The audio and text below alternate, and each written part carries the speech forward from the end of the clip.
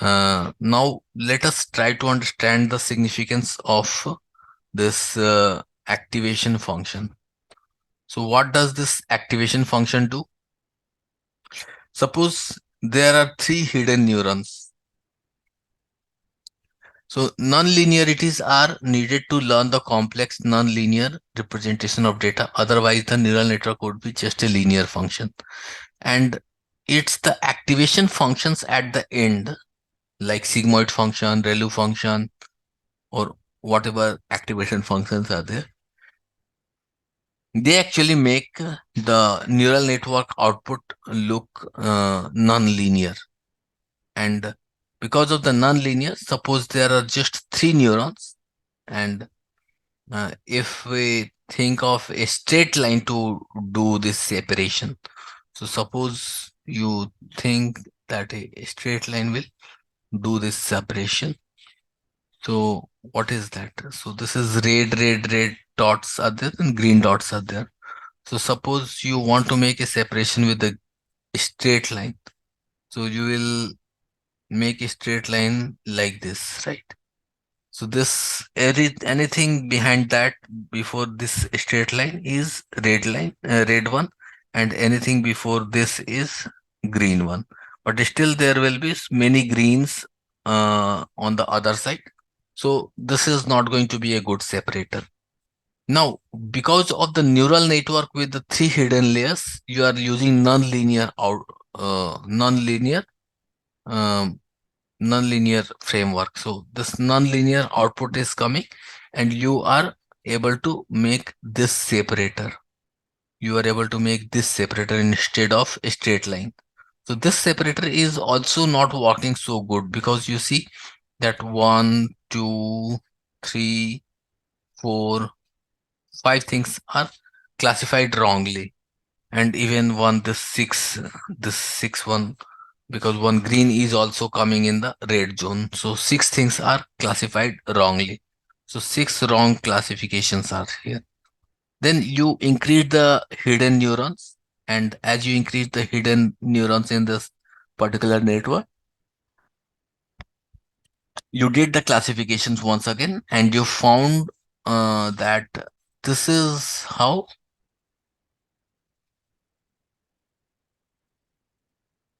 classification is happening. So this is the classification line. So with this classification line,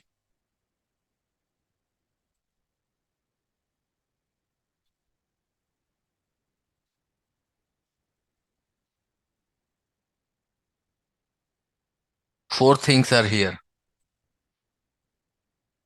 Four things are here.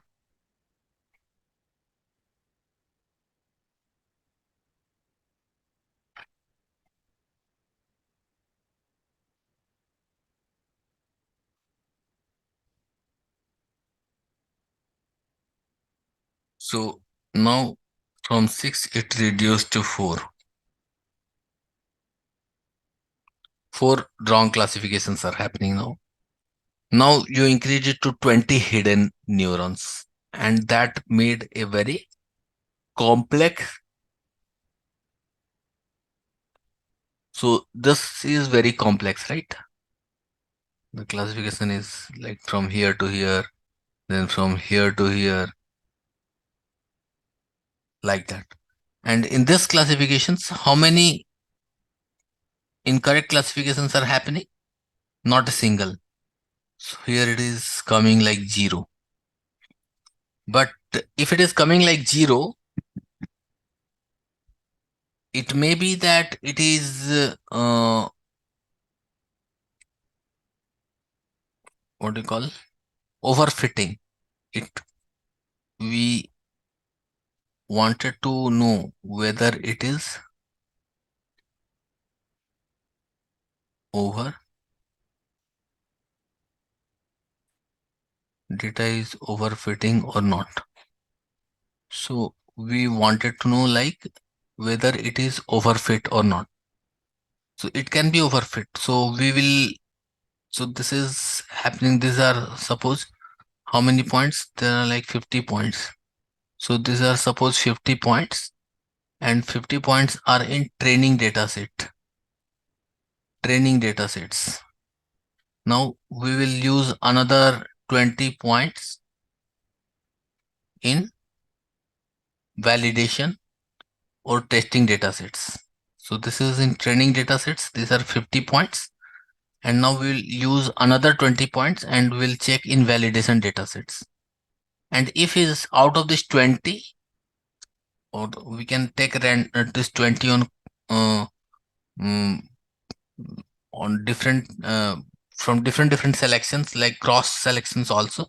So if this 20 is showing every time that it is also having zero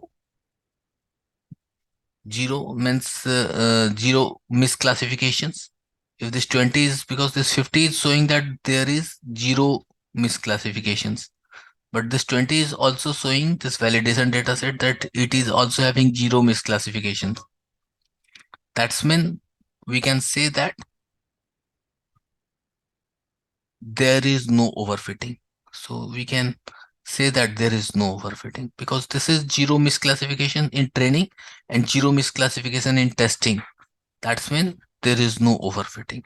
But if it is showing 2, 3 misclassification or more than that, or 5, 6 misclassification, so then we can say that this is overfitting case, and then we need to fine tune the model which is predicting this things. So with 20 hidden neurons, we are going to get better accuracy.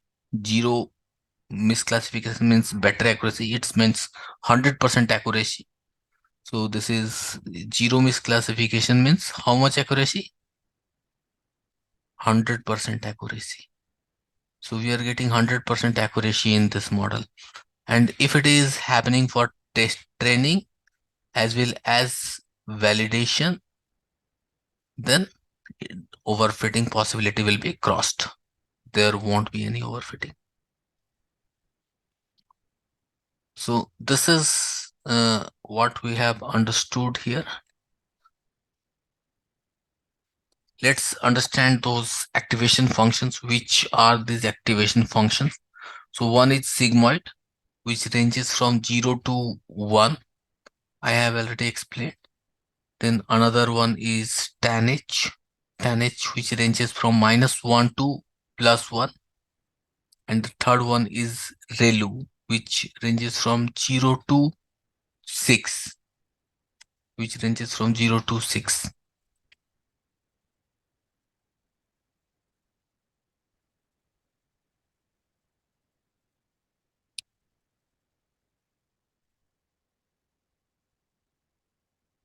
So this is sigmoid, tanh, and relu. Takes a now also read these arguments here, like it takes real valued number and squashes into a range of 0 to 1. You can see it is going from 0 to 1. 1 at the plus infinity and 0 at minus infinity. But around -6 to +6, it meets almost its range.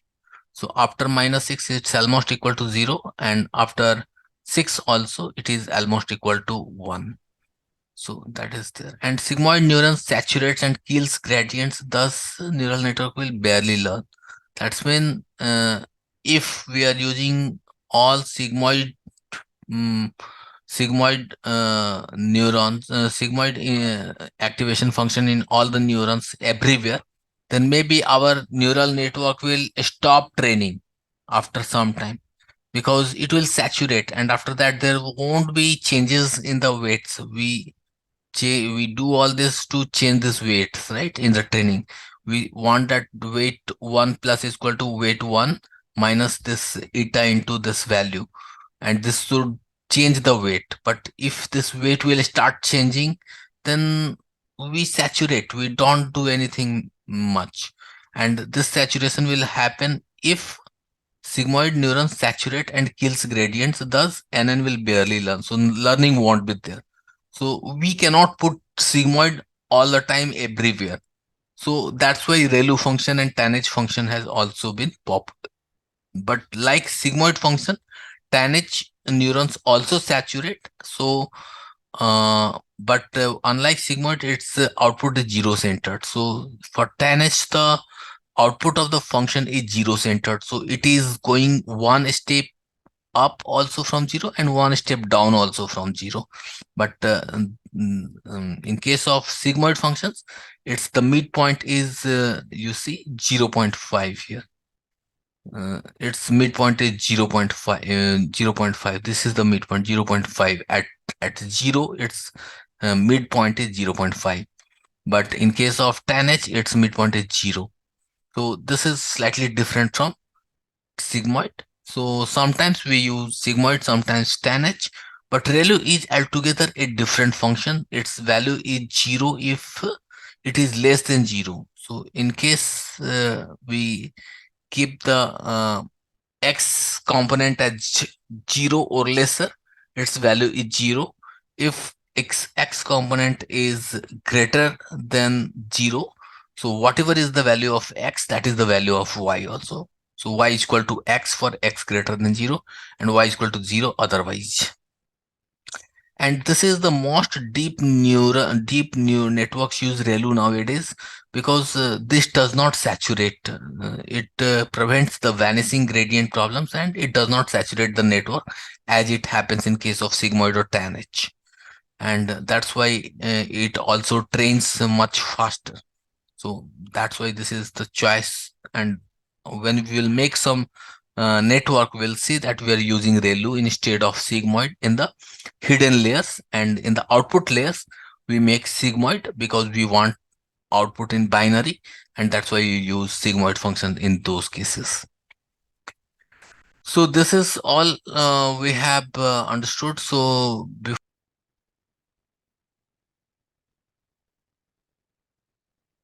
okay, this is updated file. So I was looking for the updated file. Okay. So here you can see I am taking just math, then random dot seed, then random dot random, and then numpy as np.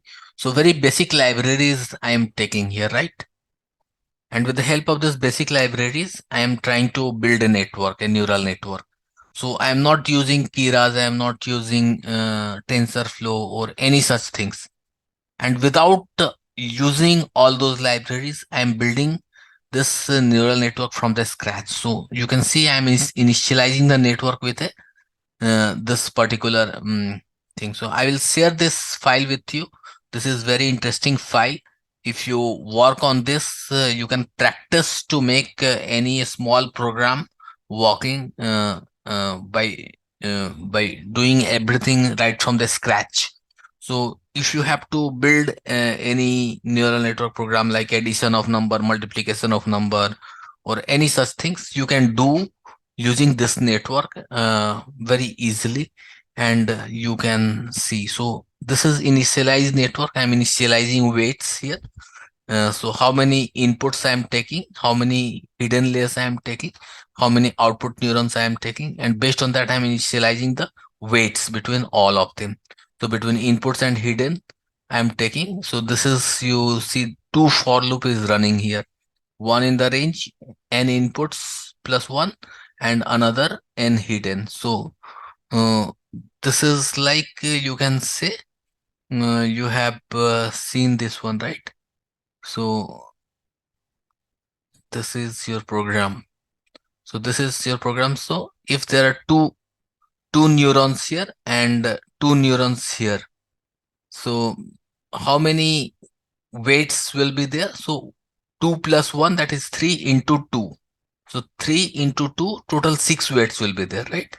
So that is what is happening here. In inputs, it is 2 plus 1, 3, and in hidden, 2. So 2 into 3, total 6 weights are getting created here. If input is equal to 2 and hidden is equal to 2, total 6 weights are getting created here. And in the next layer, hidden, how many hiddens? 2 hiddens to 2 plus 1, that is 3. And how many outputs? 2. So 3 into 2, again 6 weights are getting created here. So weights are created here and initialized here. by random number between 0 and 1. So this is how we initialize the network. Then we are activating. So we are activating means we are just calculating the next level of things. Like this is, I'm saying activation, but this is just not activation. So I'm doing the feed forward of forward propagate. So forward propagate we are doing, but before forward propagate we are activating all the weights. So we have weights, so we are calculating the next value. So this is all. We are trying to calculate the values at this position h1 s2, then o1 o2, like that we are doing. And this is happening with the help of transfer function. We are using transfer function. So transfer. So feed forward, this particular function is using this activate and transfer together. So activation is happening and then transfer is happening. So entire feed forward calculation is happening, and transfer is transfer. This activate is actually summation. So there is a summation we know. So we can change this to SUMMATION. Summation, you can write it. So if you wish, you can write it as summation, and you can name it as summation here also. So summation. So you can write it as summation. So this is actually summation. But you call that after summation, this is called as activation. So you can say activation, and then you're giving it to transfer function, which is nothing but ReLU function. Sorry, uh, 1 by 1 plus e to the power activation x. So that is actually sigmoid function. So this transfer is basically sigmoid function. So you can write here that this is nothing but this is sigmoid function. And this is, rather than calling it activation, let it be called activation. Activity. Active, let it be active only.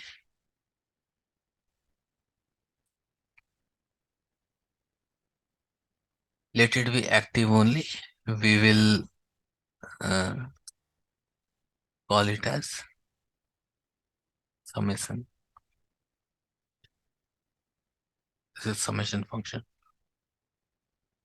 So this is how neuron is activated, and then transfer function is used, and all that is done. Then forward propagation will do it for all the neurons, and we calculate everything.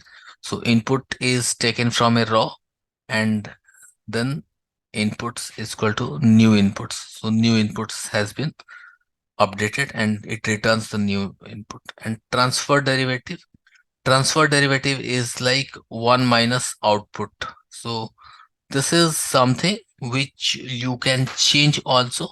We are expecting that actual result is 1, and output, whatever output is coming, you are taking as difference, and then we are multiplying with output, so that you are taking as return. So this is transfer derivative. So this is kind of delta. This is delta, you call it. So delta, if I tell you what is delta here, so this is delta, you can say this delta. So this is kind of this multiplication is there. So you work around this and make your own model right from scratch. So there is no library used, and you are able to build some model. So I can give you some problems also, like what kind of problems you can solve using this model. Very simple model. It's a very simple problems. So then we have backpropagation error, which is happening.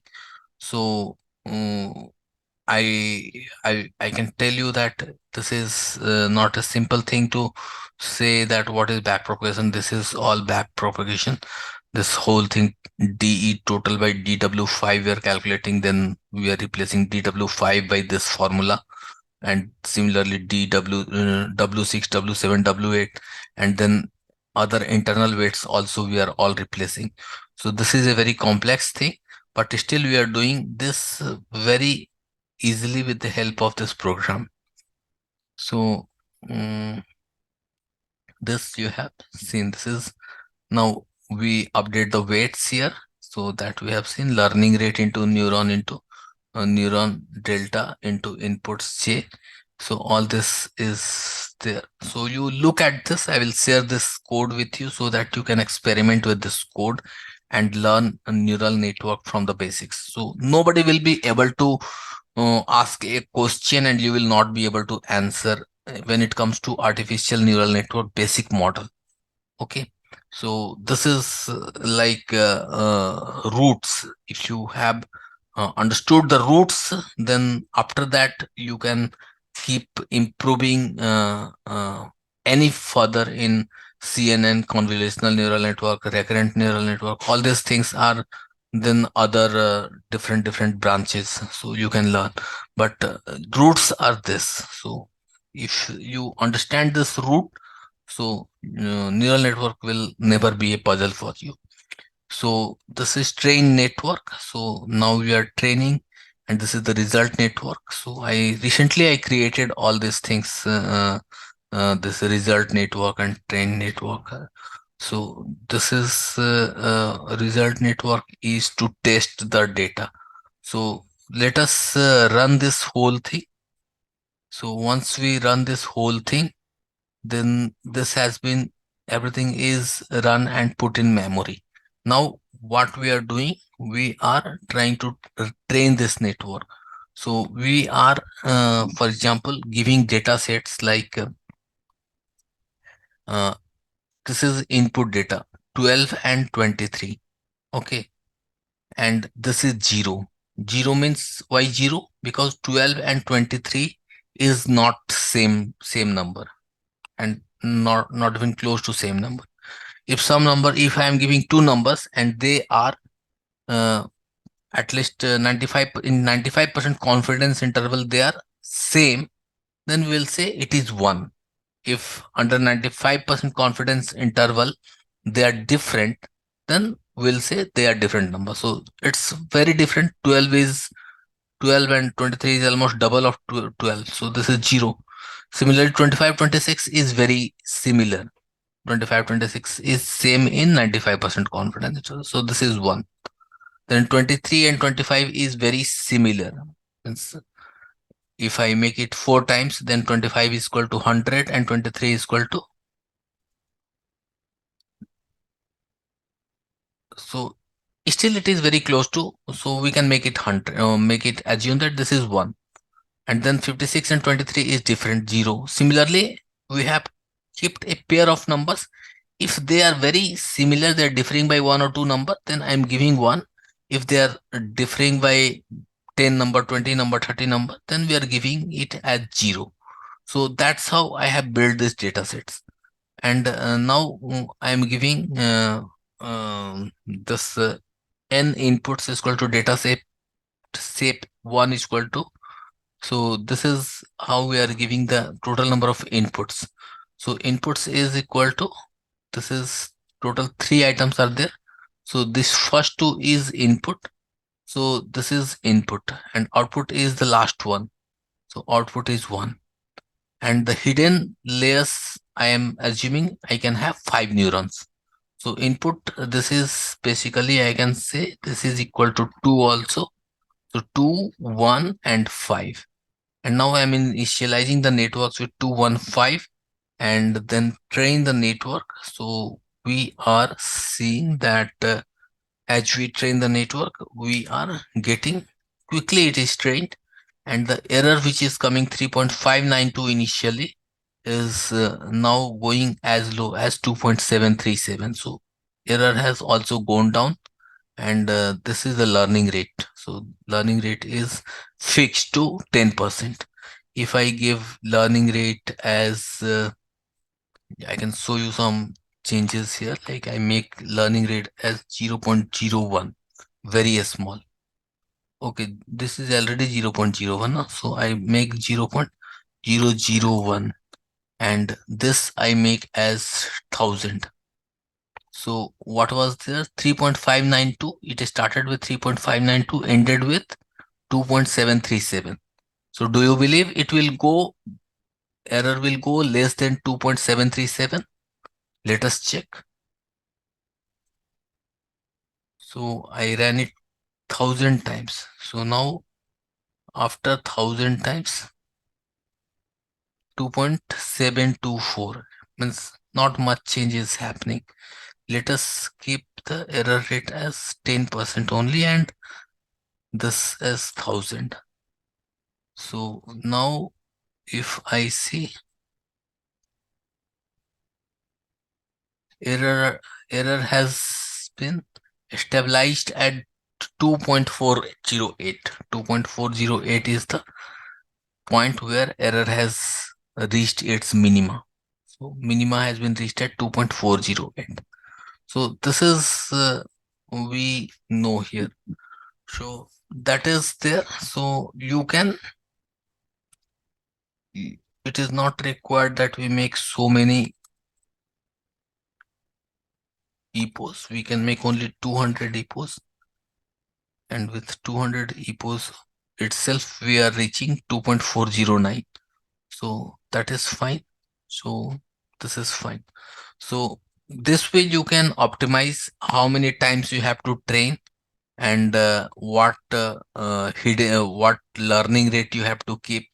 All this you can optimize by hit and trial method. Hit and trial method is often used in learning. Now you have completed all this. Now you are printing the layer and seeing the weights. So as you print the layer and seeing the weights, in the first one you see this is the weights in the first layer. This is the output value. This is the delta value. Then this is the weights.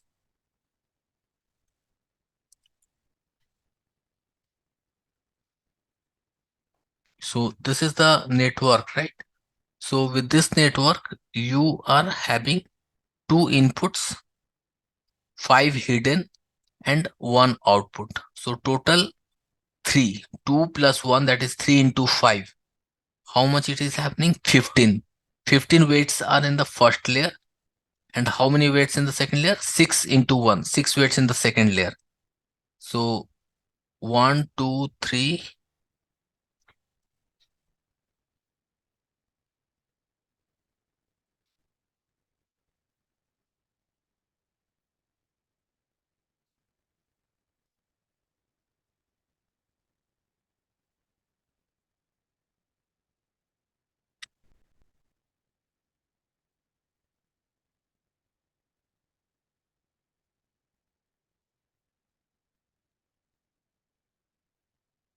So we have three weights, three inputs, right?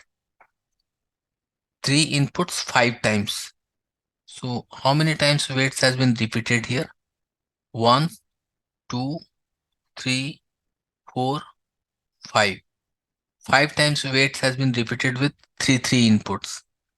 And then again weights has been repeated, and here it is 1, 2, 3, 4, 5, 6 times. So this is repeated 5 times. This is repeated 5 times. So total weights in this is 15. 3 into 5. So 1, 2, 3. Then again 1, 2, 3. Again 1, 2, 3. Likewise 5 times it is happening. So 15 weights is in the first layer. So this is the first layer here.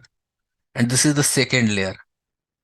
So when it is the second layer, in the second layer, in the single time, it is 6 times, because here we have 5 plus 1 into 1.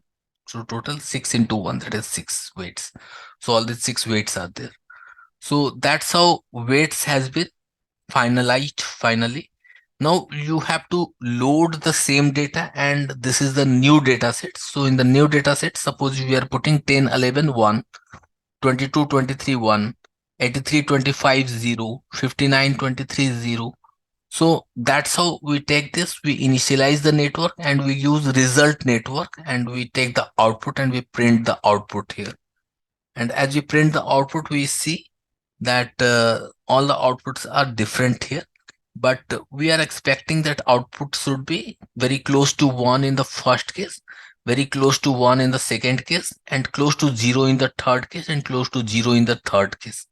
But probably it will not happen because ultimately we need to normalize these values, because what we have used as 22, 23, 83, 25, and those values we have directly used in the neurons. So you see that these neurons are having these values very close to very close to 1. So this is 0.05, this is 1.0. And if instead of close to 1 value, if we'll give those values in the range of 80, 100, like that, so this is going to destabilize the network. So we need to put the value either in binary or something which is between range 0 to 1. So in order to put the value between 0 to 1, we'll have to normalize that. So I have not normalized this values 22, 23, 83, 25, 59, 23. During training also, I did not normalize. So our training results are also not very pure. So that's what we need to do some improvement in this program. Then probably this predictions will hold true. But for now, learning purpose, this program is absolutely fine. And I hope that you should practice something. You can try out something like 25 plus 26, you are getting some number. 23 plus 25, you are getting some number. 56 plus 23, you are getting some number. So those numbers you predict here. You predict here those numbers. So what number will be the number if you give 22 plus 23? What number you will get here? If you put 83 plus 25, what number you will get here? If you put 59 plus 23, what number you will get here? So this addition predictions, multiplication predictions that you can do. I can show you that using LSTM network, which is using LSTM, you can already do these things. But if you want to do this using the core AB initio method of this artificial neural network, how can you do that? So that will be a very intelligent things if you can do that. So let's do that. So I'm saying, so as we have seen TensorFlow, we have seen neural networks and all, and how neural networks can be triggered with the help of with the help of TensorFlow also. So now we'll get in more depth of some sophisticated algorithm like CNN, which is convolutional neural network. So in the convolutional neural network, let's learn that we can learn that in the brain we have uh, kind of images that we look from our eye and we identify that this is so and so person, this is so and so object. It has things like faces and objects can be recognized at one portion in our brain. Then edges and lines can be detected on other portion, other places in our brain. Then shapes are there that can be detected in other places in our brain. So that's how we have things. So that's how we have things. Human, visual, and CNN.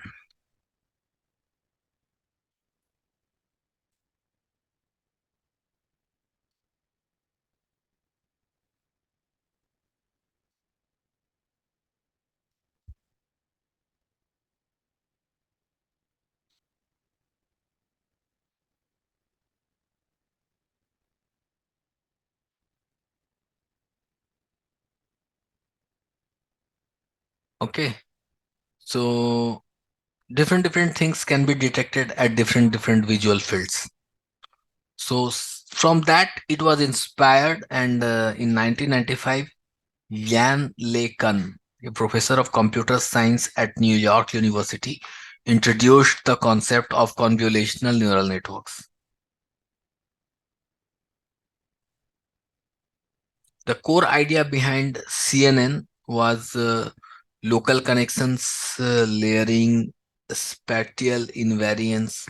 So, to represent how each set of neurons in a cluster is connected to each other, which in turn represents a set of features.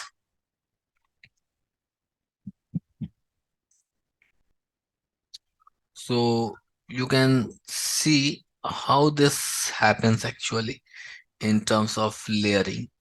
So, suppose initially you gave input. So from that input, if you are recognizing the faces of human, so initially some edges will be detected, some edges, some different uh, shapes and edges will be detected. Then in the next layer of network, uh, one particular small thing will be easily identified, like eyes, nose, and all that. And then in the next layer, which is very close to output layer, after that we can have directly output. We will have the facial recognitions, because this face is comprising of all these things. So things are happening in stages. We are designing our network in such a way that in the first layer, edges and shapes are detected. In the second layer, the entire object gets detected, and in the third layer, the combination of objects leading to recognition of face is detected. Similar can be the cases for cars also. If we give the images of cars, so in the first we can uh, uh, identify edges and objects, edges and shapes, and in the second we can identify small objects mm, uh, like in cars also we can have a small things that we can identify, like its glasses and its design and all. And in the third one, the overall model can be identified. Similarly for elephants and chairs. So that's how the hierarchical features are learned in the this CNN model, convolutional neural network model. There is a core idea behind the CNN is that spatial invariance. What is that? It represents the capability of convolutional neural network to learn abstractions invariant of size, contrast, rotation, and variation. That's mean the same image, if tilted left or tilted right, or it is inverted down, anyway, it is put at a particular orientation or a particular angle, all that can be identified with the same level of um, accuracy. So this is called spatial invariance. Further, few popular CNNs are there. So you can see it started with some CNN like Lean et al. In 2010. It was giving very high degree of error in its classification. Then we keep on improving the models, and we are now at He et al., Co et al., and Hugh et al. These are so these 2005, 2016, 2017 models are, you can see this is like a revolution of depth. Here we have 152 layers in each of these models. And maybe today we are making still brilliant models with even higher number of layers. So with the layers, it doesn't mean that it's going to be less efficient. We can still make it more efficient, because we will learn that how CNN can have multiple layers and still it can be more efficient than being the fully connected network. So here we have seen that accuracy has gone down, means error has gone down to 2.33 and 3.6, which is much better compared to earlier errors. like in the shallow network or 8-layer networks. Okay. Then what kind of architectures these networks have? So we have convolutional image input is coming, and then we have a convolution one, then convolution two, then pooling layer, then another two convolution layer, then another pooling layer.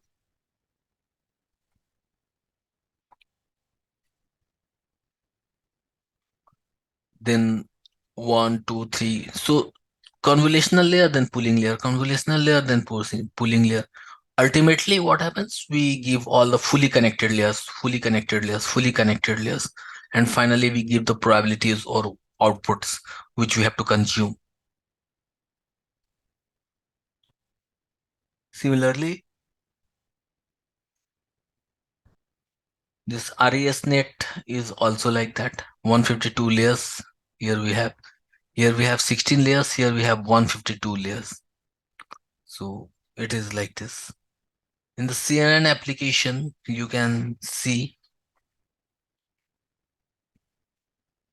we have backpropagation.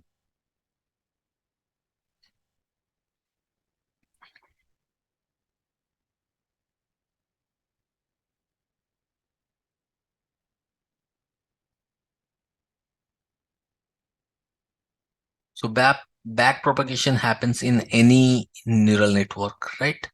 So this is CNN based application. Here also backpropagation happens the same way. And transfer learning and fine tuning is something that can happen. So one network which is fully learned, which has complete understanding how input to output mapping is happening. If we have to make some other network similar to that, so we'll not train it from the beginning, because sometimes training such a network which is having hundreds of layers of neurons, hundreds of layers of neurons and all. So training such a network can be a very daunting task. So we do the transfer learning.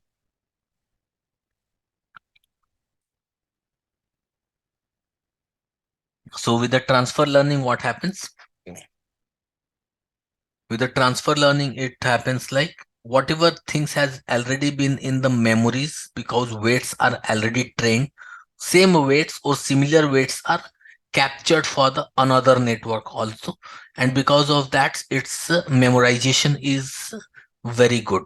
It's like uh, it's like you can say that you are bringing a chip from one computer, putting it in another computer, and your another computer becomes as smart as your earlier computer. It has the same memory as your earlier computer. So when you buy a new computer, what do? You take all the RAM, not RAM, all the hard disk memory from one computer to the another computer. And after that, you can start easily working on another computer without any tension, because you have everything, all memory is already available. Similarly, transfer learning also does. So all the weights that it has trained, those weights will take from one network. It will transfer to another network in such a way that it will start recognizing things in the same way as the earlier network. And then on top of that, we can do further training to make it even more optimized. So this is here it is output, and this is input layer. So input layer, I was talking about the convolutional layer. So we'll learn all these things in a minutes. We have already crossed more than 2 hours. So let's have a 5 minute break now, and then we'll resume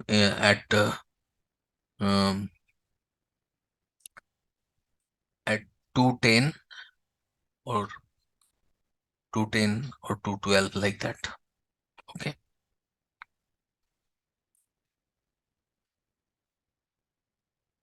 We will see working of CN. We detect all these features.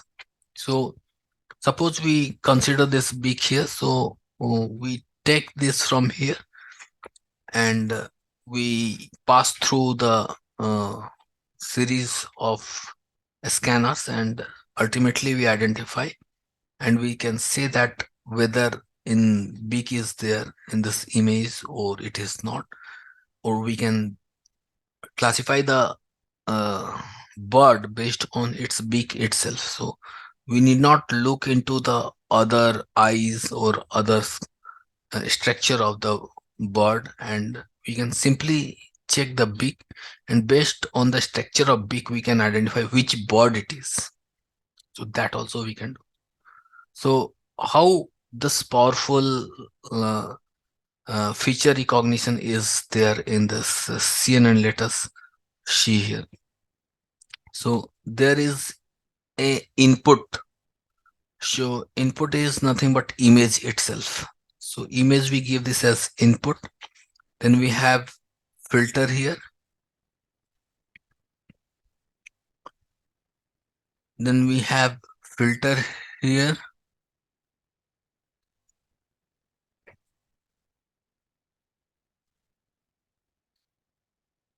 This filter will move across this input, and based on that it will generate a set of output here. So from input this filter will generate output. This filter is also called as kernel. So you will see here. Now we have to just try to understand this, like how this filter and this filter, when multiplies with this 6 by 6 image, creates another set of output, and that output is again used for further processing. So suppose in one of the layer we have this filter, and we do a dot product of this filter with this stride. So this particular image, 6 by 6 image is there. This image one represents suppose um, one represents one pixel which is present, and zero represents the absence of the pixel, something like that, black and white. So I am not sure, confident here means it is one is for, I think one is for black and zero is for white. So all the ones here, suppose it is representing black, and all the zeros is representing white. So if we put a dot product here, and this is the filter one that we're going to use, what kind of numbers are getting generated? So why this 3 is coming here, why this minus 1 is coming here, let me explain it to you clearly. So this whole thing, 3 by 3, this whole thing is overlapped here. So this got dot product with this. So here what happens? What all are 0 will all become 0. And what is 1 will become same as this. So this becomes minus 1. This becomes 1, minus 1. This becomes minus 1. And this becomes 1. So what will happen? Minus 1, minus 1, 1. So we add this 3, will get minus 1. Similarly, we remove this. Now we take this and we take this.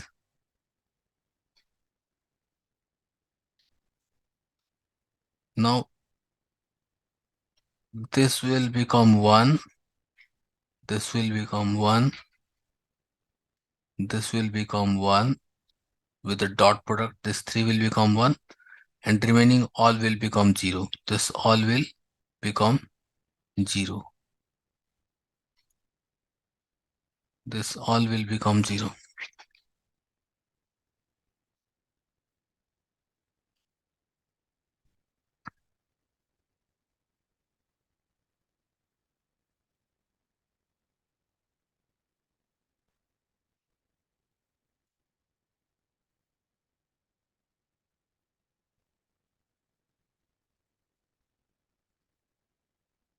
This is minus 1.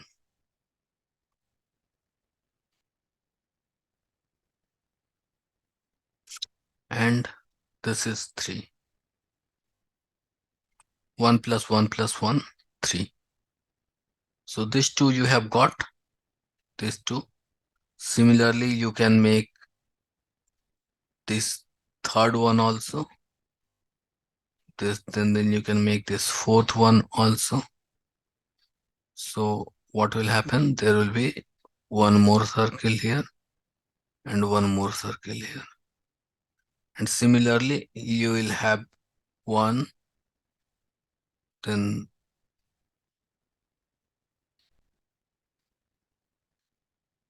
2, then 3, then 4. So similarly, you will have 1, 2, 3, 4. Total 4 here also. So this will be total 4 by 4. So this will be total 4 by 4 matrix. Output will be, so output will be total 4 by 4 matrix.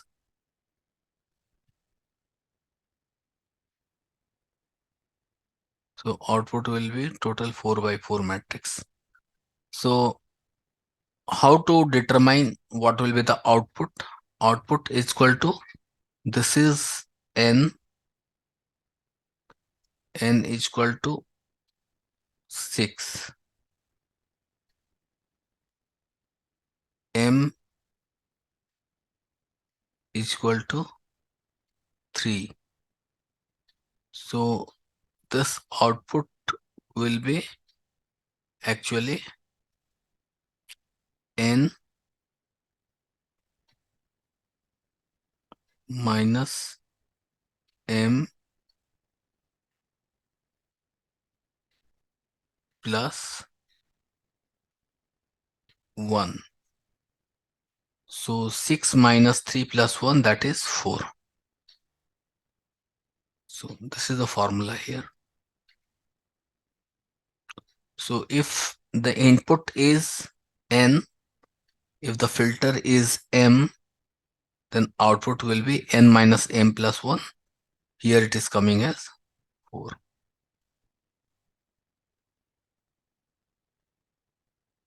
And you can see the next slide.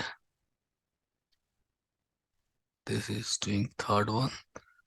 So everything is completed. So you can see 4 by 4 image is completed. This is 6. This is 3. This is 4 by 4. Here it is. So feature map about this is that now you make with the filter 2. So filter 1 you created one set. With the filter 2 you created another set. So filter 1 was, it was like 1 1 1, then minus 1 minus 1 minus 1, all on the, so diagonal elements was 1 and remaining elements was minus 1.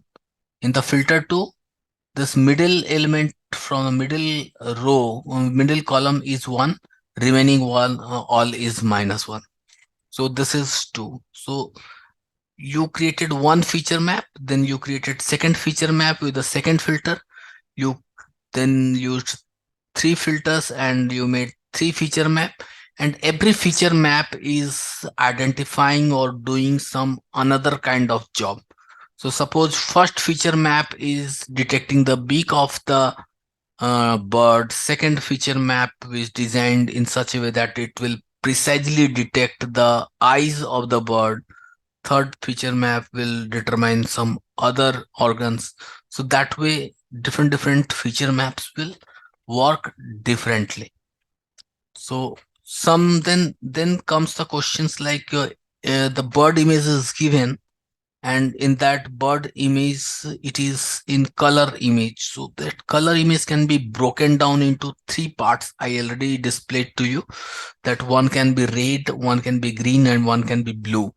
So the entire color image can be broken down into 3 parts, and each one will have, so this is red, green, blue. So each of this will go with this 3D filter, and we will determine our feature output in three dimension, like red, green, blue. So that's how it will work. So then comes the pooling layer. So what is pooling layer? It is also asked in interview questions generally, like what does pooling layer will do. So your size of this image is large, na? So pooling layer will make it a small. You have seen, na? Sometimes your image is in high dimension when you take it from your camera, and after that you send it through WhatsApp to somebody, and somebody will save this image. Then he will find that its quality has gone down. So that happens because of this pooling and all, and also because of pooling, and also because of what we have seen, this feature mapping. So we are taking it from a bigger image and we are making it a smaller image like this, and further we do pooling also. All that things makes the image look similar, with the similar everything looks same in the image, but its quality has gone down because its size has gone down. Sometimes we retain the quality while reducing the size also. So lots of techniques are available here. So what does pooling actually do? We had the image, we converted this image to the convolution we did, and we got this four with the six by six image. We used filter 3 by 3, and we got 4 by 4 output that looks like this. From this 4 by 4 output, uh,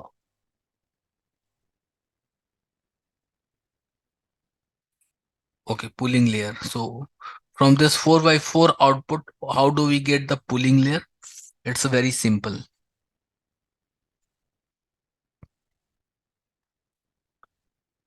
We take this four together. What is maximum in this? This. I got this. We took this four here. What is maximum in this? This. We got this. We took this four here. What is maximum here? This. And we got this.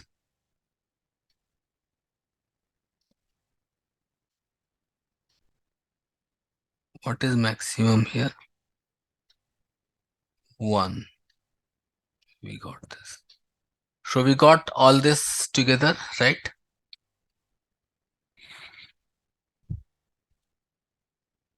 It looks like this is the original image, very large image with very high pixel. We do this convolutional and we get the convolutional layers. Then after that we do the pooling. After that we get the final here. So then after this happens multiple times, then we use sigmoid functions and we come to the hidden layer of fully connected layer. So we got fully connected layer like the earlier original neural network that we use with fully connected layer. So those kind of network becomes here, and ultimately we get the output. In the output, whatever we get, we can classify lots of things about this neural network. Like if I am giving the image of human, we can predict like who this person is. Suppose this is a noun personality, so we can train, we can have the training result of lakhs of people in this universe, and then we can tell which this personality is. Amitabh Bachchan, Shahrukh Khan, whosoever it is, we can very easily predict, right, by looking at the face image and all. So that can be done, or we can do other kind of things like animals. We can predict whether it is animal, bird, or it is which animal it is, a rabbit or dog, or what it is. We can predict all these things. So based on image, we can predict a lot of things. Now, convolutional versus fully connected layers. So one question often surface in this particular thing is convolution is required. Why it is required? Why can't we do the fully connected layers and we can accomplish our task? because if we do the fully connected layer, what will happen? In the fully connected layers, suppose if you see, this is fully connected layers, right? This is also fully connected layers. And here we have 3 layers, here we have 4 layers. And total number of neurons, 1, 2, 3, 4, 5. 1, 2, 3, 4, 5, 5, 5, 10, and 1, 11. 5, and then 3, 4, 5, 6. 6, 5, 11. So here also 11 neurons, here also 11 neurons. But here we have 30 parameters. Why 30 parameters? Because connection is 5 into 3, 5 into 5, and 5 into 1. So 5 into 5, 25 plus 5, that is 30 parameters. Here we have 5 into 3, 3 into 2, and 2 into 1. It is total 23 parameters. So this is having less parameters with the same number of neurons. So this is more effective because this is going to this is going to solve the problems more quickly, right? So if we have to get an output here, whether true or false, 0 or 1, so it's better to build this network with a higher number of layers, less number of connections. This is going to be more sophisticated and quick. This is going to give the quick result. Okay, that is there. And then we have deep CNN example. And earlier also I told that a deep neural network, convolutional versus fully connected networks. So convolutional networks, this is a fully connected network which is going to give the result. So how many connections will be there? So you can see how many, this is 3 by 3, 6, 6 into 6, 36. Total 36 neurons are there. So 36 neurons, and output, if we are having 10, so 36 into 10, 360 connections will be there, right? So between 2 layers, there will be 360 connections. Here, with the help of convolutions, we can reduce the number of connections just as I did earlier. So because we're filtering, we're converting 6 by 6 to 4, 4 by 4, and further to still less. So ultimately in the convolution and in the pooling layer, the number of neurons gets reduced. And because of that, in the long run, total number of connections are very less. And because of that, we are still getting the required efficiency with the less number of neurons or less number of connections. And because of that, our efficiency of the network becomes good. So that's why convolution is required. So like this here also, this model is not trained well. So here we have x train is equal to 60,000 and length of x test is equal to 10,000. X train 0 appears like this, and then X train 0 shape appears like 28 by 28. If we simply show the value in the 0th position in train, it looks like 5. If we see the next number, it looks like 1. And if we check out the train Y train numbers, so it is 5 and 0. So first is 5, second is 0. So that is also coming as like that. Then X train shape, if you want to see, it is 60,000 28 by 28. So what we do actually here is we make X train is equal to X train by 255 and X text is equal to X text by 255. So this will normalize the value. All the values will now be between 0 and 255 as the 0 and 1. So once we do that, and after that we check out x0, it looks like this. So all the values is now between 0 and max value is 1. So this is the max value, like 0.99 something, around 1. So all values is between 0 and 1. This is normalization of value. So every single value will go as a input to neural network now. Now we do make another change, like this is X train, we make it as flattened. So we reshape X change to the length of X train, and then we make it what is the total length of X train, and then we make it 28 by 28. So length of X train is 60,000. So length is 60,000 and this becomes 28 by 28. So what actually it was, X train was 28 by 28. It is kind of a matrix stored in a particular value, in a particular position. So now instead of matrix, it will be an array now. And similarly, the case for text test also. So after that, the flattened shape, if we see that the flattened shape is coming as 60,784 and 10,784. So all that I explained earlier, now I am showing you. Now this X train is flattened here. It is coming as 0 here. So you can see uh, this is now appearing like this. This is X train flattened is coming like this. Similarly, X test flattened will also come like this.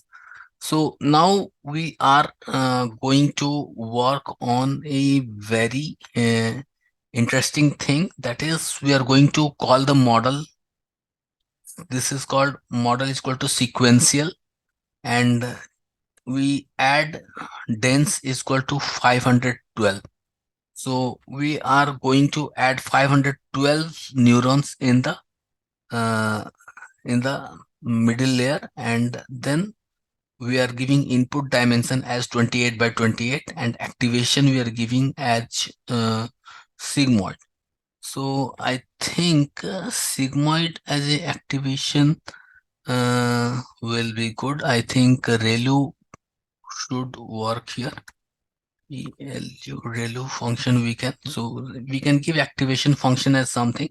So in the hidden layer we can give ReLU as auto as activation function. That will be better, I think.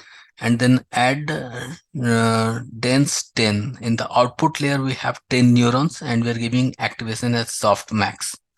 So instead of softmax, either here we can better give sigmoid. SIG sigmoid. Here if we give sigmoid, probably it will be good. And then loss is sparse categorical cross entropy, or we can give binary cross entropy or categorical cross. And categorical will be good because there are 10 different categories. So categorical will be good. Instead of, because there are 10 different outputs, right? Instead of 2 outputs, we have 10. So categorical cross entropy will be good. And Adam accuracy. And then we will give epoch. Epoch, we are giving only 10 here. So maybe 10 will not be sufficient. We'll give 20 and we will run this. So we are running this network. It is training. So this training is complete. We got such a good accuracy, 0.9 and 99.81% is the accuracy.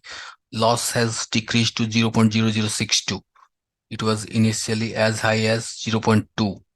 So from 2 it has reduced. That's when training has happened in some good way. Now we test the model, evaluate X test flattened and X test we put together. So we check the model and we see that on the test we get the accuracy is equal to 97.52%. So that's pretty good. And let's predict the element here and predict the very first value of 0. So as we predict the very first element, y predicted 0, we see that here anything which is coming at -3 or -3 or -5, -7, anything like that, that is equal to 0. This is equal to 1. So which position is coming as equal to 1? 0, 1, 2, 3, 4, 5, 6, 7. Seventh position is coming as equal to 1 and remaining all positions are coming equal to 0. So this is basically 7. So what we model predict X test flattened. So if you see,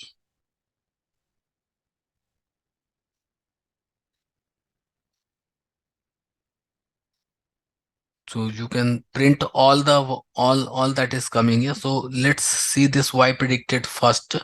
So this is not required. This let's so plt.mat so x test 0. So x test 0 is showing as 7, and this y predicted 0 is also 7. We can predict y. This one you can copy from here and you can put it here. You can put it here.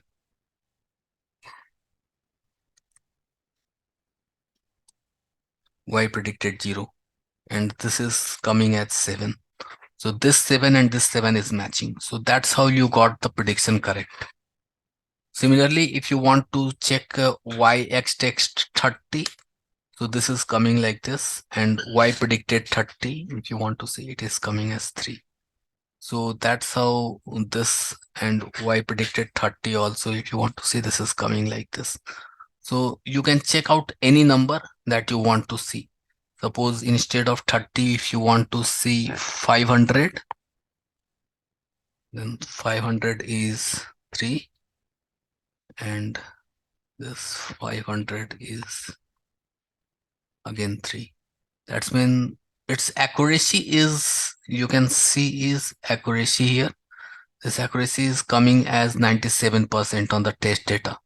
So 97% is the accuracy on test data. So you can assume out of 100 attempts, 97 times you will find the right predictions, but 2-3 times it may happen that you will get the wrong prediction. So this whole uh, handwritten digit recognition is walking in front of you, and this program is in working conditions. I am sending this program to you so that you can take this as a reference and you can write other such programs in Python, which will help you in recognition, image recognition. Okay.